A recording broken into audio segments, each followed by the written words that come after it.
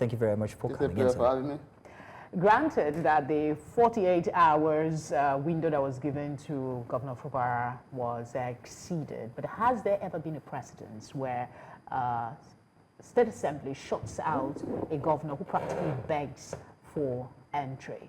No, it is an unprecedented aberration, and we should not say, because whether you are a political or you are politically inclined to one party or the other, and you are being sentimental. You know, they said the death that kills your neighbors can be your turn if care is not taken. You understand? So you have to do all things possible. But let me tell you, you know, constitutionally, the House of Assembly, they are there to make laws for Rivers State, to act as checks and balances to the executive, you understand, and to an extent also the judiciary where occasion demands. However, if you deny access to the governor from entry, it is a constitutional breach, as far as I am concerned. You understand? Let us not think of what caused it or what have not caused it. But the governor, you know, he wants to come, but I think he must have accepted he didn't follow due process, because there must be a notice to the House that he is coming. If he has not done that, he can't just bust on them. He did say that he had written to them. You know, if he did write to them, he cannot just come. What we do not know for a fact is if there has been an acknowledgement of that request by the governor. But it's neither here or there. Nothing is surprising coming out of the Rivers State House of Assembly anymore, though. No, but if there is no notice to them that is coming, he can't badge on into them. It's just like the House of Assembly cannot badge in on the governor. I would like to introduce our next guest. We have joining us Chief Anabs Saraigbe, chieftain of the Pan-Nigeria Delta Elders Forum. Chief Anabs, you're welcome. Thank you very much for joining us today, sir. So I'm going to go right ahead and ask regarding the situation in Rivers State. What is it seeming like to you? Is it just a power struggle, or is it a legislative thing? What would you say the exact problem is with the situation in Rivers State? Well, the situation is one man wants to control Rivers State resources, and is fighting tooth and nail, using every means to be able to achieve that. So, the people of Rivers State are resisting, and he has the support of the power that be, and they want to exact himself. At the same time, he has been insulting everybody in the region, and we pray that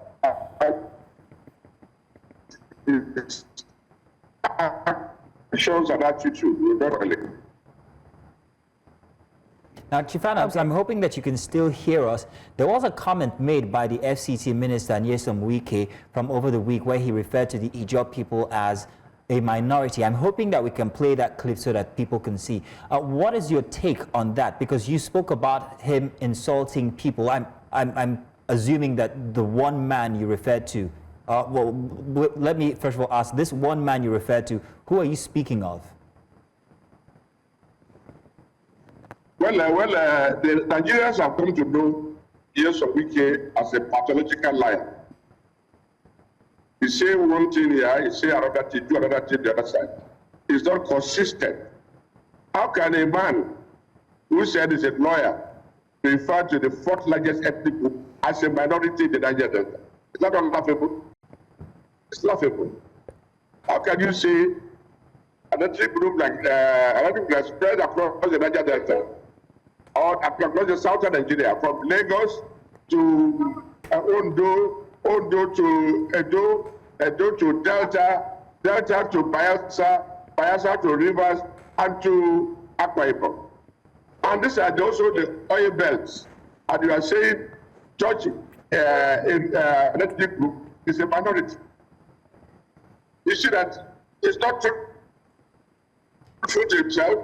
He tried to mislead Nigeria to believe him. Chief Anabs, we're going to take that clip by... with the Niger Delta that's so spread.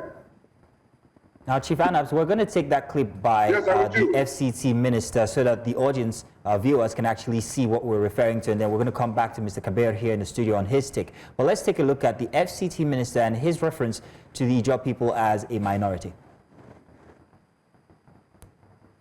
I have told you that the FCT Minister To sit down, write names of people who are loyal to me. But would you support an impeachment? If you have committed an offense to be impeached, what is wrong? Is it a criminal offense? It's provided in the Constitution. You can't just wait till 2027 to vote him out. Am I a member of the Assembly? The point I'm making, if you have committed an infraction of the Constitution and the Assembly deems it fit to say you should be impeached, let me tell you, politics is not played just like this. Is it the first person that people have threatened about impeachment? Don't you know what to do?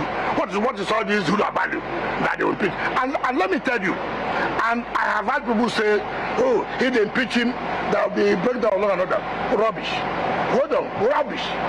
Nonsense. Which is nonsense. Listen, nonsense. Rubbish. Tell me who are the militants? Who is not a militant? Who is born as a militant? No, tell me the person that's born the day you were giving birth. They say you're a militant. Who is not a militant? Who cannot blow at the pipeline? Why do you arrogate this power to a certain group of people? It's just people are the only people who can blow pipeline. What nonsense is that? Who told you people cannot blow pipeline? Who told you people cannot blow pipeline? I mean, we cannot even take on this conversation in its entirety today. We'll be going back to it tomorrow morning. But I wanted, before we move on, to ask you quickly, is a State House Assembly indefinite adjournment a thing in the law? Yes, it is. When they say indefinite, sine means indefinite. However, it does not mean that it will be a long time. They can even sit a week after then, but just that for now, we have not made up our mind on the next date of sitting. Not that we are not going to sit for a long time. Do you understand? But there is no date that we are going to reconvene. That's what it means. In court too, some cases will be adjourned sine die. For instance, if they are waiting for DPP advice or some other steps to be taken, and the court is thinking that it may take some time, the court will adjourn the case sine die. So the same thing in the House of Assembly. But however, it's an aberration for a House of Assembly to deny entry to a governor who wants to perform his constitutional duty of submitting the budget as directed by the Supreme Court. We should not encourage this kind of thing. It will lead to lawlessness. Wike cannot take half.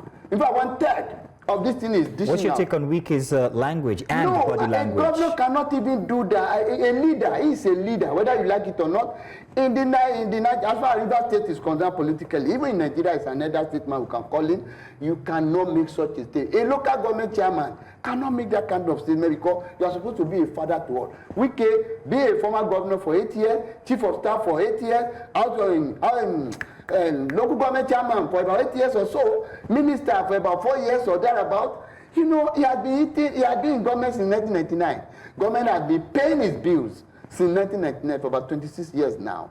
And you are a leader. You can't make such a comment because it's inciting. Nobody is a minority in Nigeria, as far as I'm concerned. So, well, quickly also, if the Assembly continues indefinitely to be adjourned, is there any legal window open to the governor? There is. The only thing is that he can go to court to compel the House to sit. The court will give the order. Because you cannot, there shouldn't be vacuum in governance.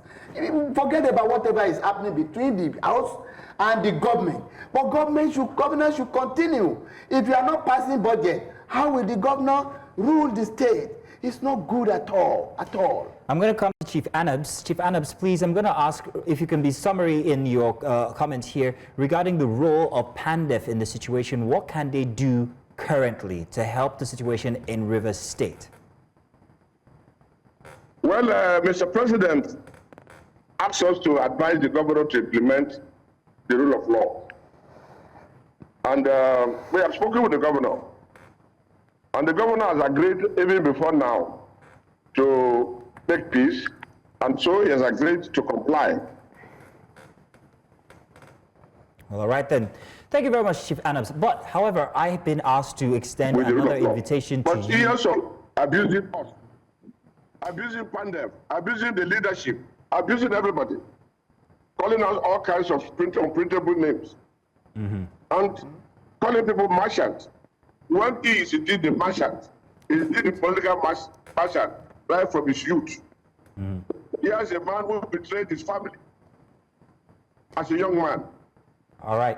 Chief Anabs, if you can hear me, I have been asked to extend an invitation to you for tomorrow morning because we don't have enough time to accommodate all of the conversation that has to be had regarding River State. So if you will please honor us again tomorrow morning at 8:30, we will be glad to have you and Mr. Kabir here in the studio as well. Yes.